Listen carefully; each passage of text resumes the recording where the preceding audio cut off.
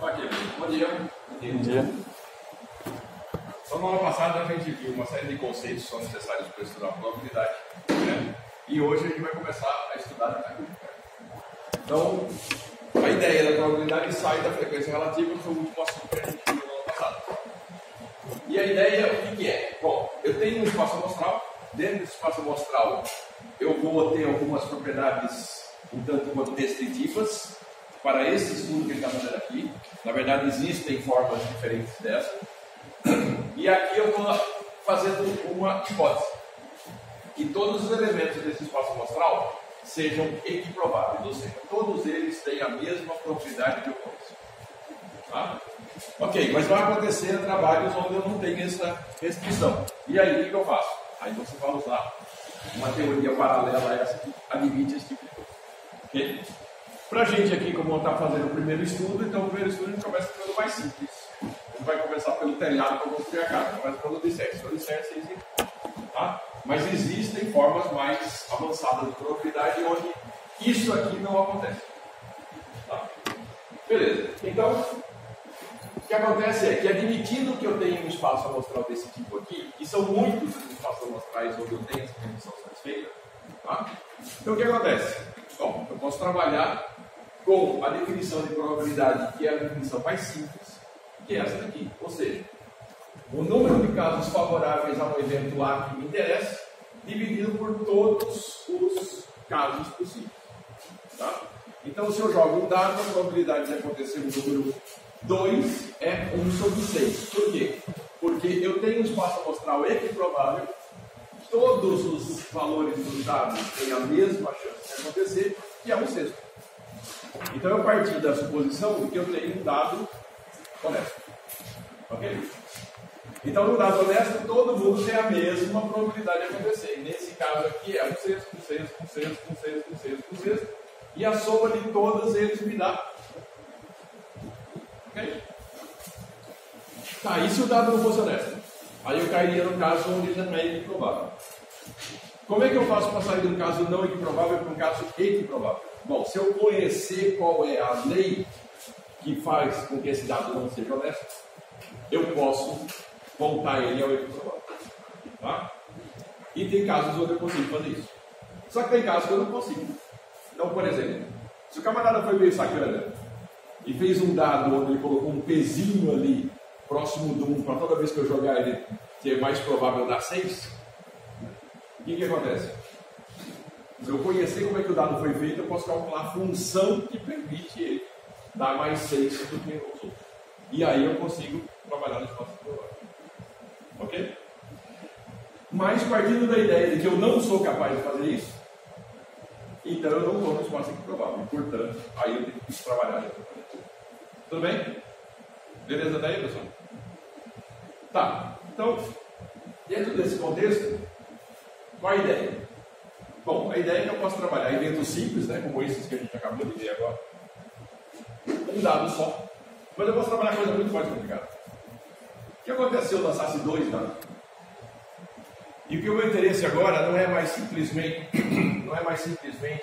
o valor do ponto em si, mas a soma desses pontos. Tá? Como é que eu construiria esse espaço amostral? Eu tenho 2 dados, eu quero a probabilidade da soma desses pontos, e aqui nesse caso os pontos serem iguais. Bom, aí eu tenho várias maneiras de fazer. Tá? Lembrando, quase todos os problemas de probabilidade, pessoal, não tem um jeito só de fazer. Tem vários. Nesse aqui, por exemplo, o jeito mais simples de fazer é construir isso. Um espaço amostral que me mostra a soma dos dados. Não é isso que eu quero? Em 3 casos de 4, eu quero soma. Ah, então eu vou construir o espaço amostral da soma. Quando eu construir o espaço amostral da soma, eu estou vendo o que está dando num dado, o que está dando no outro dado, e aqui no meio eu tenho a soma de todos eles. Tá, e se eu quiser fazer diferente? Bom, se eu quiser fazer diferente, eu posso construir o espaço amostral com todas as combinações de valores. Gosto do freguês. Tá? Cada um faz do jeito que achar mais confortável. O resultado é o mesmo. Não tem como ser diferente. Tá? Qual a vantagem de fazer aqui? É que eu já estou vendo a soma diretamente. Então é mais fácil eu identificar os eventos que eu quero do que eu olhar evento a evento, um por um. Tá? Ok, então aqui eu tenho a soma dos dois dados e eu tenho os eventos que eu estou interessado. Então vamos lá, voltando para os eventos. A soma dos pontos é maior ou igual a 7. Onde está essa soma dos pontos maior ou igual a 7? Então está aqui, ó. Se eu pegar essa diagonal secundária dessa matriz aqui, está todo mundo para baixo, concorda? Todo mundo conseguiu ver? Pegando a diagonal secundária aqui, tudo que está para cima é menos que 7, tudo que está para baixo é mais do que 7. Ele quer maior ou igual a 7, então a diagonal também vale. Tá? Então vale toda essa galera aqui, de 7 mais tudo que tem para baixo. Então fica bem aqui. 6, 7, 8, 9, 10, 11, 12, 13, 14, 15, 16, 17, 18 valores. Em quantos possíveis? 36. 36, que é 6 vezes 6. Concorda? Todo mundo acompanhou o raciocínio? Tá? Então, 18 e 36. Tranquilo. Não tem 16 não. Vai? Porque são dois dados? São dois dados, então eu tenho 6 por 6 na matriz. Ah, sim. Aí eu tenho 36 valores possíveis. Tá? No evento B, ele quer que a soma seja no máximo 3. Tá? A soma no máximo 3 está aqui, né? Só tem 3 casos onde a soma é no máximo 3. Concorda? Então isso dá 3 em 36. Beleza? 1 e 2 vai. Ah, não. Vai. 2 vai. São 3 casos aqui, ó. 1, 2, 3. Tá? 3 em 36. Ok? Beleza? Dúvidas? Tranquilo? Vamos lá. O C ele quer que os pontos sejam iguais nos dois dados. Onde está isso nessa coisa aí? Eu quero pontos iguais nos dois dados. Diagonal principal. Ok? Tudo mundo entendeu? Por quê? Porque na hora que eu pego 1 e 1, então aqui, 2 e 2 aqui, 3 e 3 aqui, então eu pegando a diagonal principal, eu tenho exatamente os pontos iguais. Que são quantos na diagonal principal? 6 em 36. Tudo bem, pessoal? Tranquilo? O último evento ali, que é o D, ele está dizendo o seguinte, ó, a soma dos pontos deve ser igual a 7. Igual a 7 se quer. Diagonal secundária. Que vai dar a mesma coisa, 6 em 36. Tudo bem? Tranquilo? Alguma dúvida, pessoal? Se você fizesse o próximo mostral diferente, você ia chegar nos mesmos valores, tá? Só ia ficar um pouquinho mais chato, porque você tem que fazer a conta o tempo todo. Mas aí, cada um faz do jeito que achar melhor. Tá? Ah, então só tem essas duas formas de fazer? Não, tem outras. Problema? Ok. Dúvidas? Está indo muito rápido?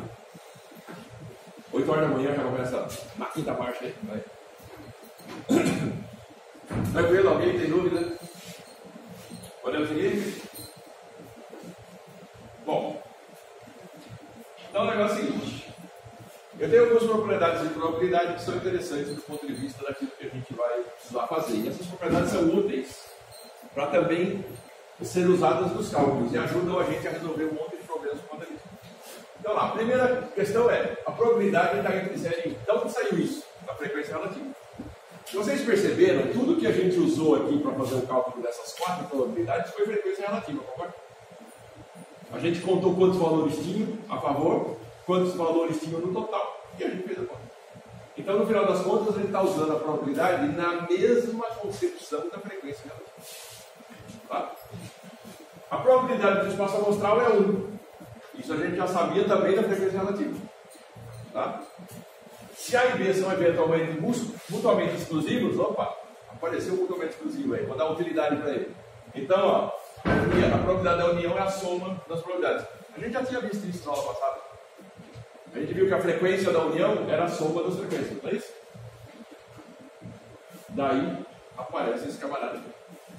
Ou seja, essas 3 propriedades são oriundas diretamente do conceito de frequência relativa. Tá? Bom, aí eu tenho algumas decorrências, né? A primeira decorrência é que a probabilidade do vazio é 0. De onde sai isso? Se a probabilidade do espaço amostral é 1 e a probabilidade está entre 0 e 1, o que sobra para o vazio? Nada. Tá? Uma linha dá para provar isso. A probabilidade do complemento é 1 menos a probabilidade de A. De onde sai essa história aí? Se eu desenhar o diagrama de Venn, eu vou ver que o espaço amostral todo envolve o evento A. Se eu tenho uma probabilidade associada ao evento A, o que acontece? A gente sabe que a probabilidade do espaço amostral é 1, concorda? O que é o evento complementar de A? É espaço amostral menos ele. Então a probabilidade do espaço amostral eu sei que é 1, tá? E a probabilidade do A eu não conheço. Então aqui, 1 menos uma linha também dá para demonstrar. Ok? A probabilidade da união é a probabilidade de A mais a probabilidade de B menos a probabilidade de interseção. Esse aí a gente já conversou no ano passado, né? Ou seja, tem o evento A e tem o evento B. Se existir interseção entre os dois, eu conto todos os elementos que estão em A mais todos os elementos que estão em B. Só que a interseção foi contada 2 vezes, concorda? Aí tem que tirar uma vez. Aí eu tenho que tirar uma vez. Tá? Isso vai acontecer também na frequência relativa, também acontece. E por fim, se o A está contido ou eventualmente igual a B, então significa que a probabilidade de A é menor ou no máximo igual à probabilidade de B.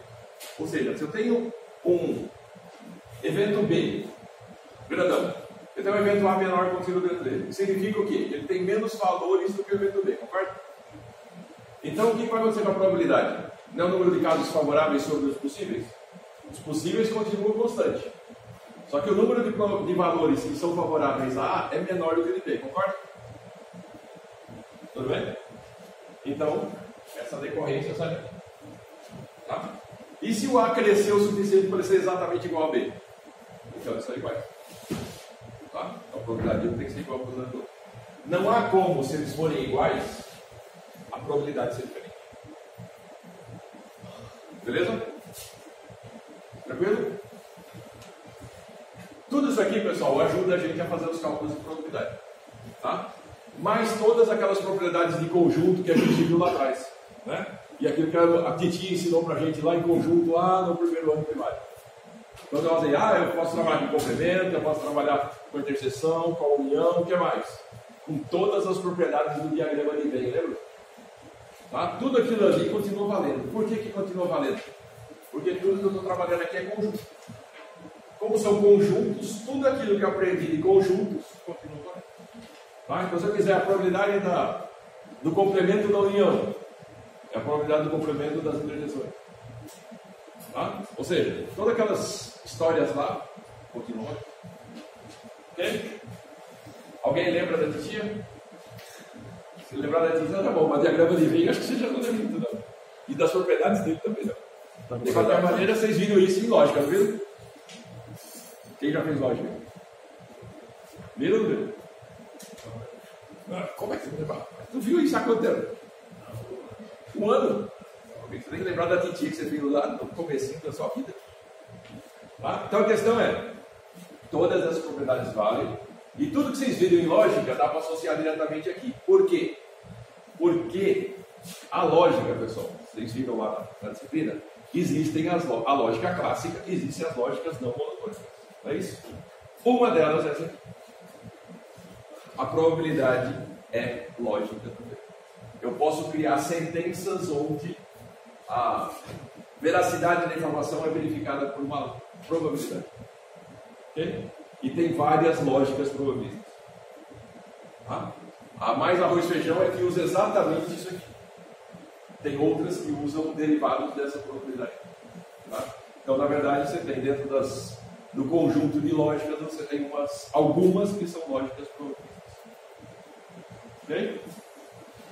Muito bom. Dúvida até aí, pessoal? Tranquilo? Beleza? Então, vamos seguir. Então, deixar para vocês brincarem um pouquinho. Vamos lá. Primeiro, veja como é que eu faço com a probabilidade de A união B. Vamos fazer esses 3 primeiros só. Tá? Não tem que se divertir em casa. Ok? Onde o A, B, C e D são definidos dessa maneira aqui. Ó. Ok? Soma do ponto é maior que 7, maior que 7. A soma dos pontos vale 3. Os pontos são iguais dos dois lados e a soma dos pontos é igual a 7. Tá? Vamos fazer esses 3 primeiros. A união B, a união C, a união D. Tá? Vocês irem se divertir.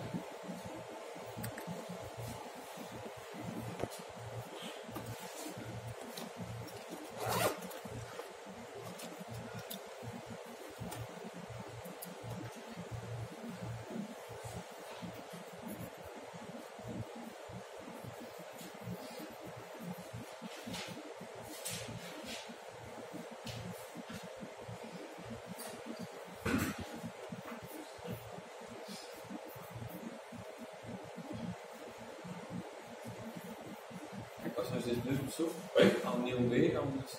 A união C e a união D. Só esses primeiros, os três primeiros. Depois as outras combinações vocês podem fazer. Viram lá que a lista de exercícios já está no ar, né?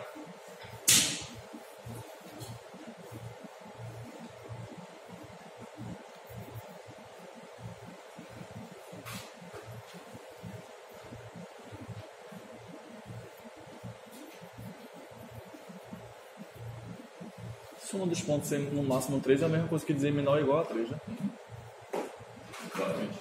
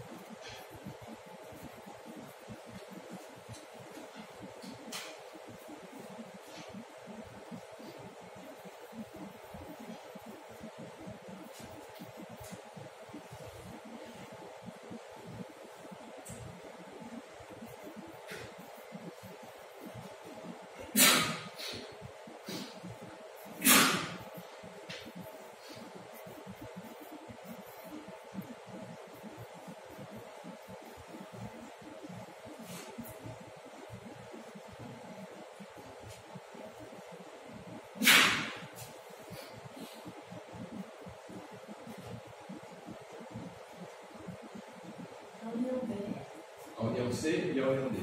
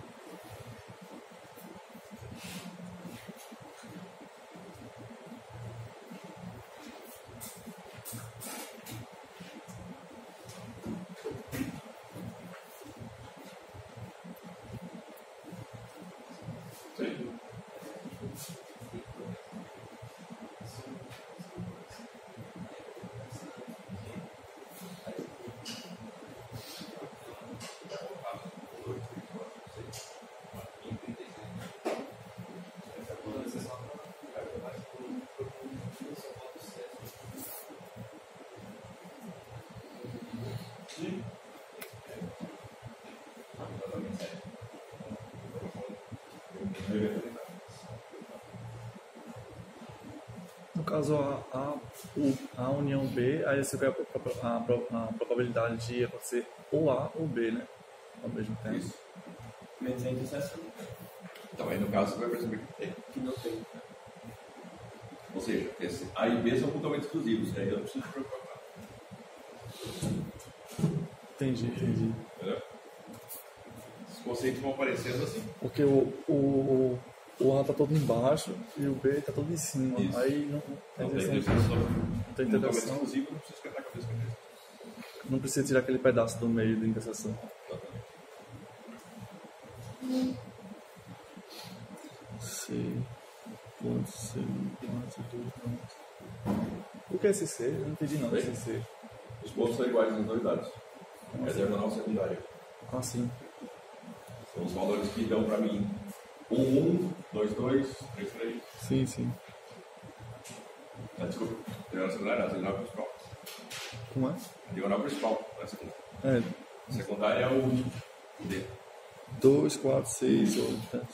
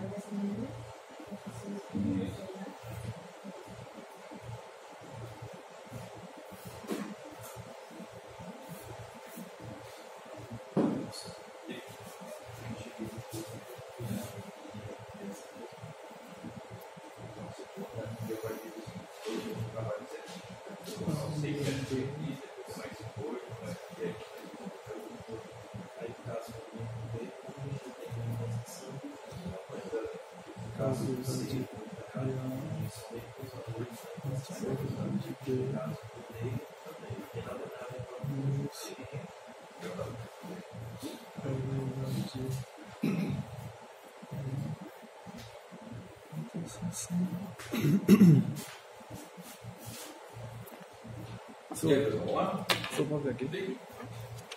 É esse cálculo, né, que eu falei. Probabilidade de A, B, vezes É a interseção B, não essa interseção probabilidade não tem. Porque Ah. a probabilidade não é evento. Tá? Está falando de A, interseção B. certo. Ah, sim, entendi. Tá errado. Porque probabilidade, como são números, não tem interseção. Não tem interseção, entendi. Só tem as É própria operações probabilidade. aritméticas. A interseção. B, isso. Sim, né? Tá? Sempre de A com a união com os outros não vai dar nenhuma interseção. Não vai precisar de nenhum. Dá com C e D. Não, então. De A com B, de A com C, de A com D não dá nenhuma. Mas com C com D dá. A com D dá. O próprio conjunto D. É. E com C também. Aí fica só lá. Vamos lá, pessoal. Então, olhando, né, voltando aí a nossa matrizona, né, o quadradão aí. Então, o que acontece é o seguinte. A é definido como sendo quem é maior ou igual a 7, né? Valores acima de 7. Então eu tenho o quê? Toda essa diagonal principal e todos os valores para baixo. Dá quanto?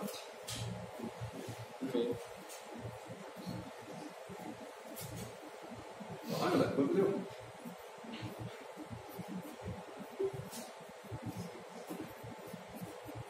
Vamos lá.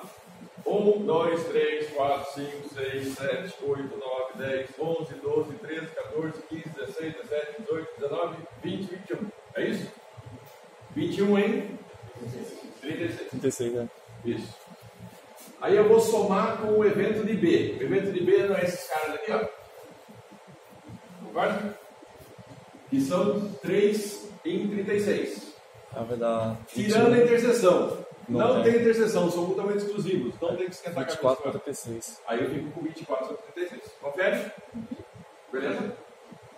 Muito bom. Agora quando eu vou olhar A e C. C está definido para mim como sendo os pontos iguais nos dois dados. Tá?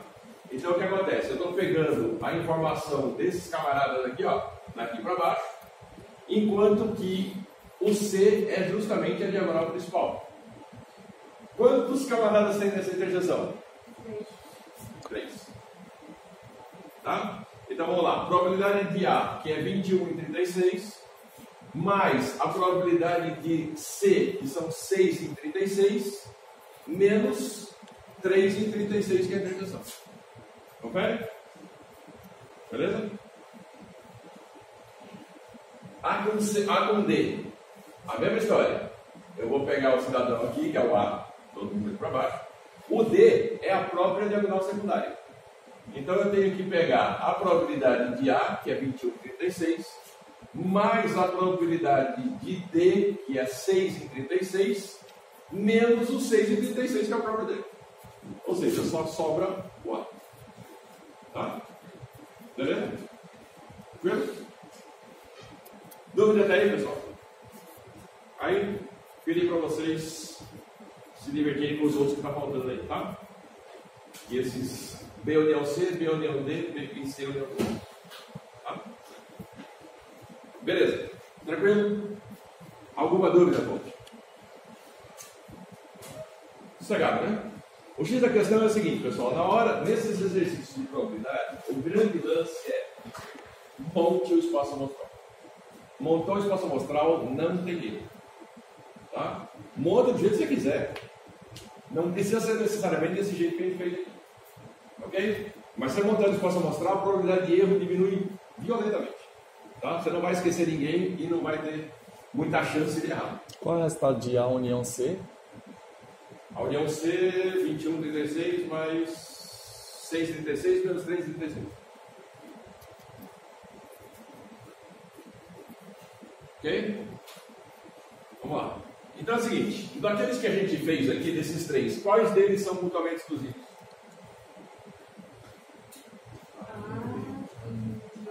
A e B. A e C não é, existe interseção. A e D não é, existe interseção. Aí nesses outros aqui eu já preciso descobrir. Ok? O lance é, toda vez que você souber que é mutuamente exclusivo, você já sabe que aquela parte da interseção não precisa ser calculada. Já cai fora. Já bota zero. Tá? Já manda embora. E é essa a utilidade do evento mutuamente exclusivo. Tá, nesses casos aqui a gente está trabalhando com um espaço amostral pequenininho, então isso não é uma coisa tão complicada assim. Na hora que você estiver trabalhando com espaços amostrais maiores, você vai começar a perceber a utilidade de mutuamente exclusivo. Tá? Vai ficar muito mais fácil você fazer as contas, porque você já vai perceber de cara, não tem interseção, cai fora das contas. E lembra que eu falei para vocês, se amanhã, por um acaso, vocês precisarem implementar um negócio desse, de cálculo de probabilidades, se isso daí é uma coisa possível, né? Vocês sabendo que o mutuamente exclusivo existe, você faz um teste numa linha do seu código e está resolvido o seu problema. Não precisa mais contar ou precisa. Tá? Um if nem else ali resolve o seu vida. Ok? Tranquilo? Podemos seguir? Beleza. Vamos lá. Só que a gente não vai ficar sempre nesse arroz e feijão, né? De calcular a probabilidade de eventos isolados. E muitas vezes o que a gente precisa, e é aí que entra a graça da coisa, a gente precisa justamente do que se chama de probabilidade condicional, ou seja, a situação onde eu tenho eventos que são dependentes entre si, ou seja, eventos que exista algum tipo de interseção, e portanto o cálculo da ocorrência de um evento influi na ocorrência do outro. Tá? Bom, qual é a utilidade desse negócio? Enorme, né? Para IA, isso aqui é ouro. Tá? Lembra que eu falei para vocês da lógica probabilista?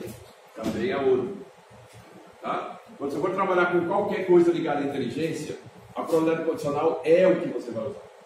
Por que motivo? Exemplo, jogos. Quando você move, vamos pensar num jogo bem simples, um jogo de dama. Quando você está jogando contra um oponente humano, né? Você programou um jogo de dama que está jogando contra um oponente humano. O oponente humano dá uma saída na dama, vamos supor que ele joga com as brancas. Você vai responder a isso aí. Então o que acontece? É diferente você responder quando acontece alguma coisa ou quando não acontece alguma coisa. Então começou um jogo, se as brancas estão com o computador, ele tem que dar a saída. Nada aconteceu. Ele está lá com o jogo zerado. Ele tem que dar a saída, para a gente saber como dá certo. Tá, e se for o oposto? O componente humano começou. O componente humano fez a jogada dele. Então eu tenho um evento que aconteceu antes da minha resposta. Qual é a melhor forma de responder a jogada que o humano fez? E assim sucessivamente até o jogo acabar. Ok? Tem várias formas de fazer essa IA de damas, tá? Essa daí é só uma delas. A mais comum, que é o que foi utilizado inclusive contra o Kasparov quando a IBM, né, conseguiu fazer o supercomputador que ganhou do Kasparov. O que eles usaram? Usaram a mesma ideia, só que com exaustão de probabilidade. Então eles mapearam todas as probabilidades de todas as jogadas possíveis que o Kasparov podia fazer a partir do ponto onde isso aí estava. Então, na hora que ele deu a saída, o computador já projetou todo o jogo a partir daí. O que sobrou depois? Percorrer a árvore certa. Tá? Então, no primeiro jogo, Kasparov ganhou. No segundo jogo, empatou. No terceiro jogo, Kasparov ganhou. Foi a primeira vez onde uma máquina derrotou um mestre. Tá? Por quê? Porque o Kasparov, como ser humano, ele projeta de 3 a 5 jogadas para frente. Tá? A gente, né, que joga xadrez só de brincadeira, projeta 1 ou 2 jogadas para frente. O Kasparov projeta 5. O computador projetou o jogo inteiro. Então só servia para ele o quê? Vamos seguir a linha que vai dar a vitória. Mesmo assim, como o sistema não estava tão bem calibrado, o Kasparov ganhou a primeira vez. Tá? Na segunda, o computador já estava um pouco melhor calibrado, empatou. Na terceira, okay? Mas foi um jogo na base de probabilidade e exaustão, projetando todas as possíveis jogadas. Tá? Outra forma de fazer isso, quando você não tem um supercomputador, né, obviamente, o que você faz? Você vai pegar um joguinho de xadrez desses que você joga aí no Windows da vida, né, no Linux da vida, o que acontece? Usa basicamente essa ideia. Tá? Ou seja, você reage a partir do evento que aconteceu antes da sua jogada. Ok? Tanto no caso de defesa quanto no caso de ataque. Tá? Bom, então essa grande utilidade de trabalhar com eventos dependentes e calcular as probabilidades condicionais. A gente vai ver agora que, se acontecem determinados eventos, o cálculo de probabilidade se reduz drasticamente. Muito. Tá? E isso facilita não só minhas contas, como também facilita eu fazer a programação. Então, pensa na seguinte situação. Eu tenho 2 dados honestos lançados do mesmo jeito que antes, só que agora eu estou definindo 2 eventos diferentes. A soma dos dados é 10, exatamente 10. E no B, o primeiro valor é maior do que o segundo valor do dado. Então isso define esses 2 eventos aqui. Só existem 3 casos onde a soma é 10. Ok? Que é o 4, 6, 5, 5, 6, 4. Se eu quiser pegar o evento B, e no meu evento B eu estou olhando, o valor do primeiro dado é maior do segundo, então eu tenho tudo esse monte. Tá? 2, 1, 3, 1, 3, 2, 4, 1, 4, 2, 4, 3, 5, 1, 5, 2, 5, 3, 5, 4, 6, 1, 6, 2, 6, 3, 6, 4, 6, 5. Então esses eventos definem para mim quem são aqui. Tá? Beleza. O que acontece se eu quiser calcular essas probabilidades agora? Probabilidade de A, faço 3,36. Probabilidade de B, 1, 2, 3, 4, 5, 6, 7, 8, 9, 10, 11, 12, 13, 14, 15. Em 36. Tranquilo. Probabilidade de interseção. Quantas vezes A e B tem interseção aqui? Uma só, né? Qual que é? 6 e 4. 6 e 4. Que é o único cara que está aqui e aqui ao mesmo tempo. Então, a probabilidade de interseção é 1 em 36. 36. Ok. Agora, aquela pergunta a gente não tinha antes. Eu quero saber qual é a probabilidade de acontecer no B, sabendo que o A aconteceu. Então, o A aconteceu, é fato. Qual a probabilidade de B? Bem?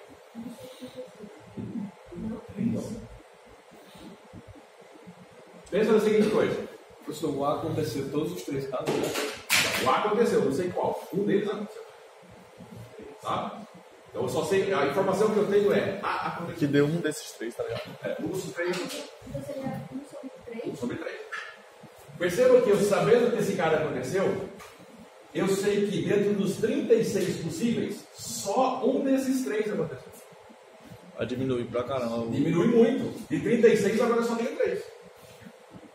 Estão percebendo a vantagem da brincadeira?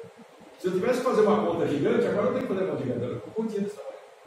Quantos eventos são favoráveis a B nessa situação? Só um. Ok? Então é 1 em 3, porque quando eu disse que isso aconteceu, meu espaço amostral agora está reduzido a apenas 3 anos. Ficou claro, pessoal? Então aí eu tive uma redução gigantesca das minhas contas, porque eu não tenho mais que pensar nem exatamente em B, nem no espaço amostral inteiro, mas apenas no A. Tá? Isso aí, pessoal, tanto do ponto de vista de jogo, inteligência, o cálculo das probabilidades em si, é uma grande vantagem. Tá? Porque eu reduzo enormemente o tamanho das contas. Ok? Daria quanto? 1 em 3. Probabilidade de B sabendo o que aconteceu. 1 em 3 possíveis. Isso também tem interseção, né? É a interseção dividida por quê? Pelo tamanho do próprio A. Tá? Beleza, pessoal? Ficou claro? Tranquilo? Então, fazendo isso formalmente, né? Escrevendo isso aí direitinho, então, a probabilidade do A vai ser 3 em 36. Está lá o valor em numérico decimal. Probabilidade de B, 15 em 36. Probabilidade da interseção, 1 em 36. Probabilidade do B sabendo que A aconteceu, 1 em 3. Tá? Então o lance é o seguinte. Tendo a informação que qualquer evento aconteceu, isso significa uma redução do meu espaço amostral. Essa redução pode ser enorme, pode ser razoável, ou pode não fazer tanta diferença, mas sempre vai fazer alguma diferença. Tá? Por quê? Porque sempre vai reduzir o espaço amostral. Nesse caso aqui, reduziu dramaticamente, de 36 para 3. Sempre vai acontecer assim? Não, vai ser sempre assim.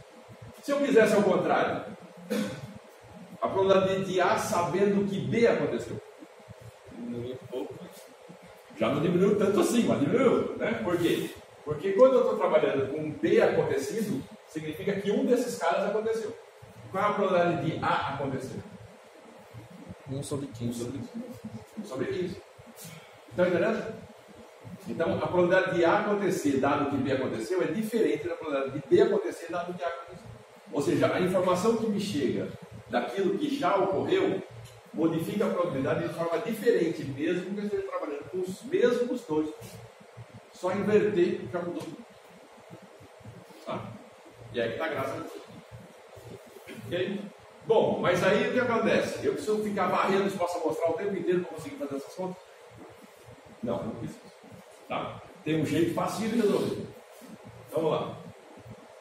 Eu tenho um teorema que resolve a minha vida, que é o teorema da dualidade condicional. Ele diz para mim o seguinte, ó, sendo A e B dois eventos associados a um experimento qualquer que eu vou chamar de E.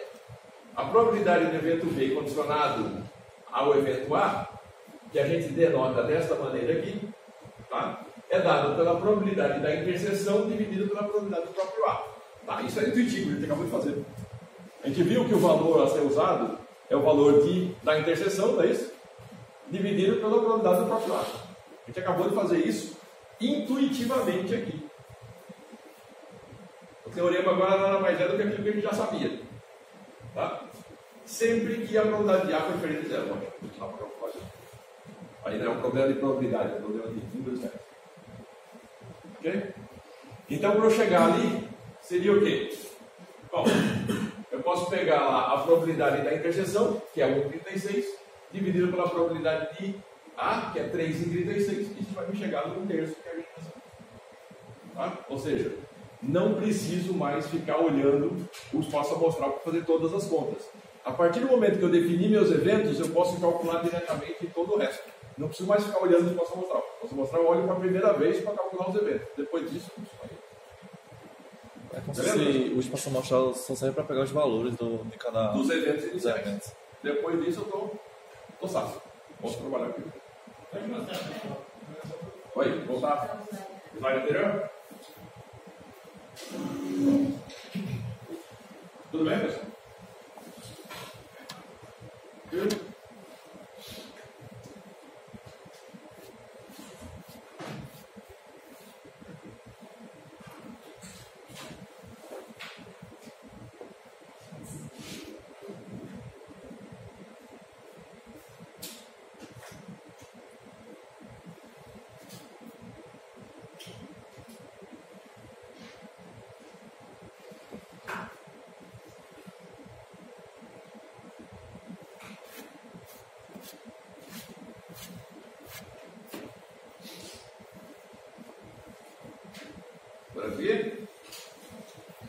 Então, a gente já viu que aplicando o teorema chega no mesmo resultado daquilo que a gente fez na mão.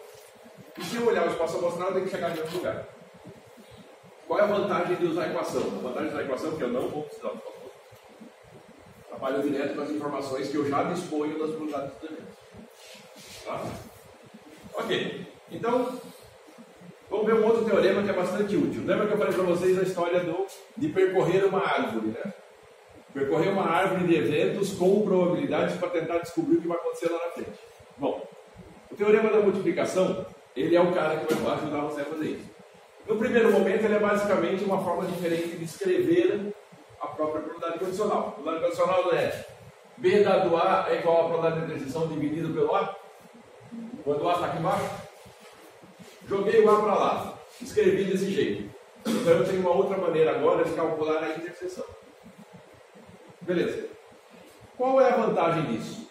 Bom, quando eu tenho dois eventos, pura e simplesmente, não tem muita vantagem.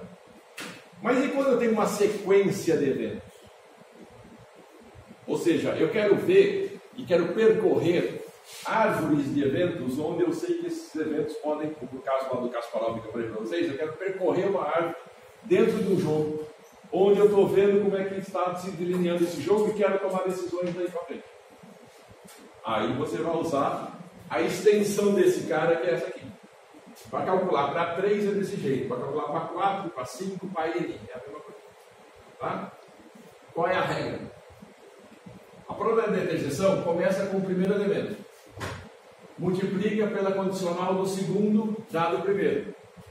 Depois multiplica a probabilidade condicional do terceiro, dado o primeiro e segundo. O que acontece se eu fizer o quarto?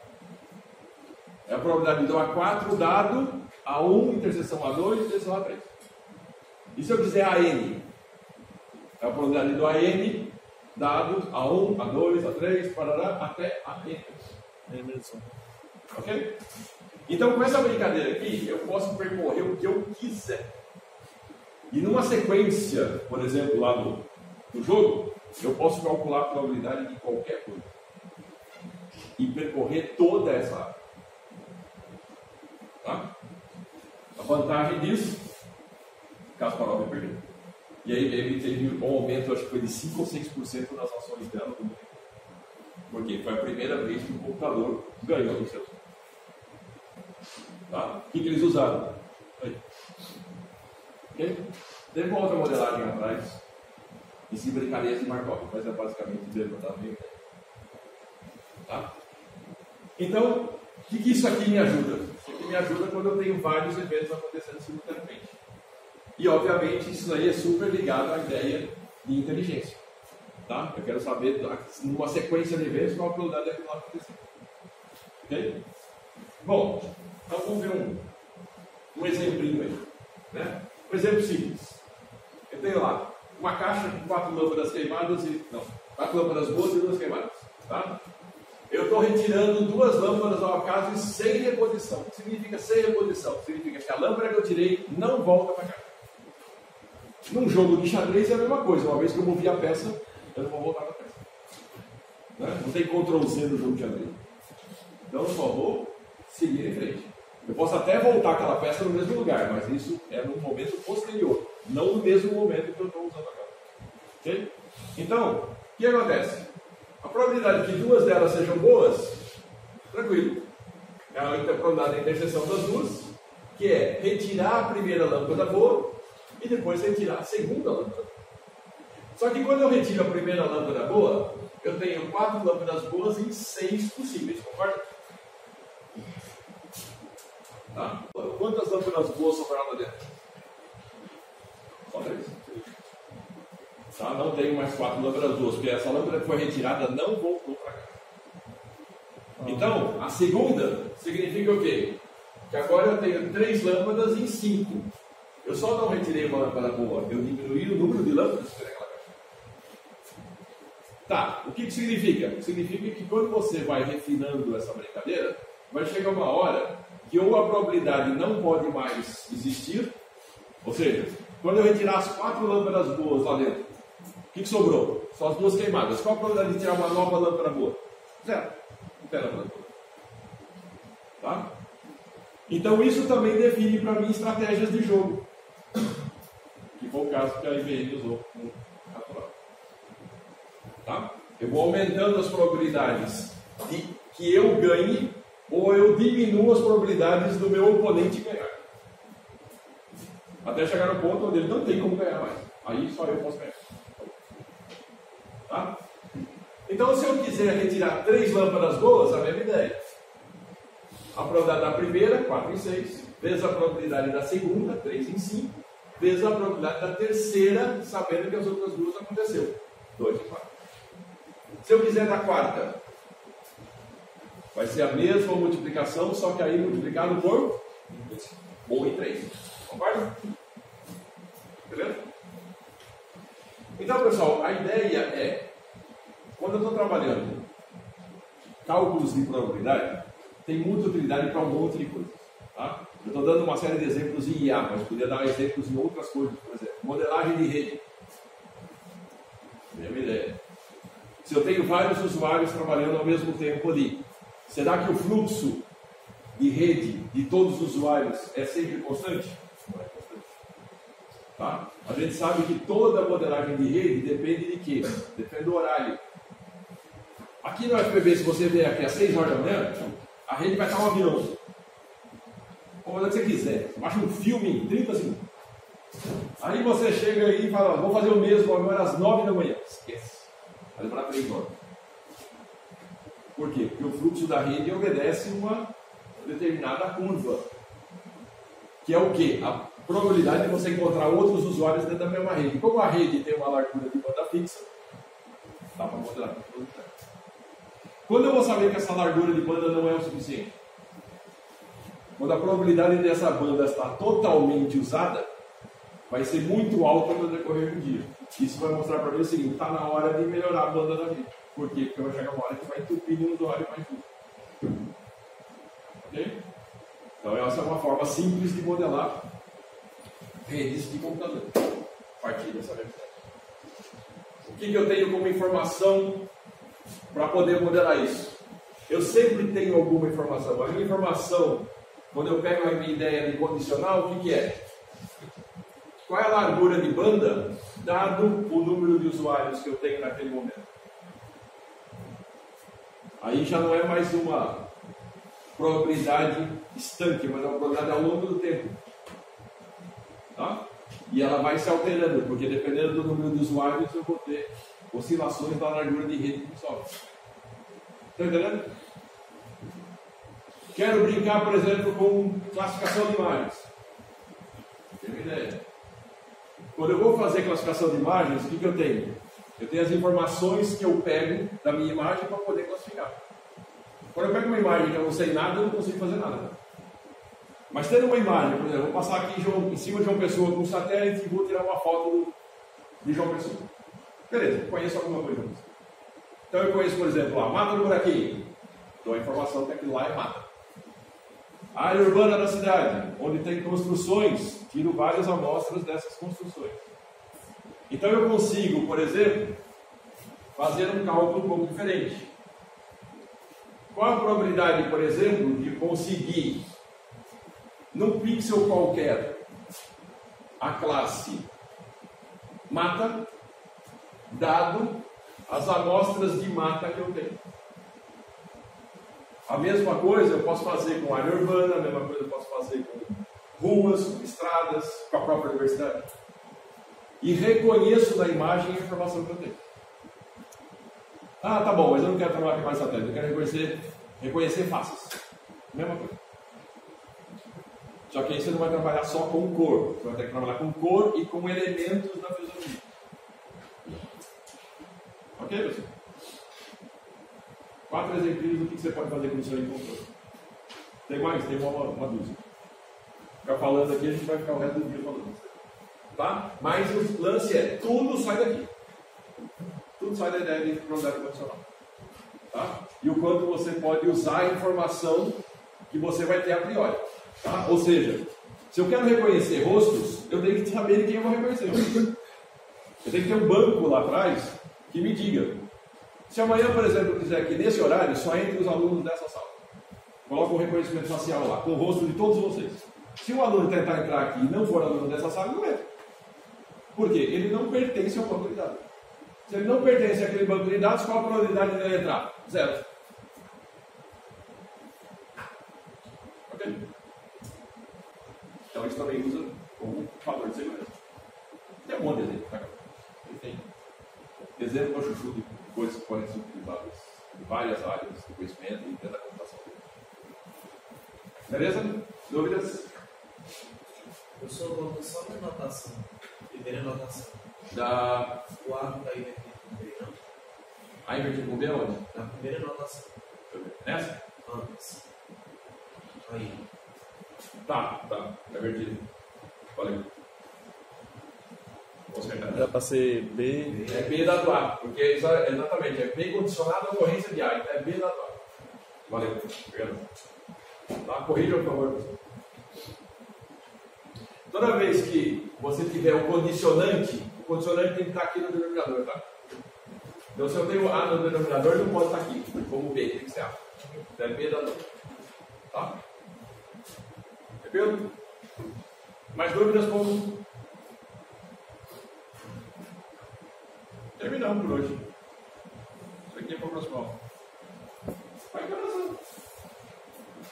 Vocês ficam deixando eu falar, galera. 9 horas acabei a aula de 2. Tudo bem, mas eu vou pagar para vocês. Eu acho que daqui a gente vai começar a fazer esse exercício, né? Ótimo. Muito bom. Muito bom. Sim, lembrem do horário de atendimento, tá, pessoal? Horário de atendimento lá. Usem esse horário de atendimento. Tem tudo lá.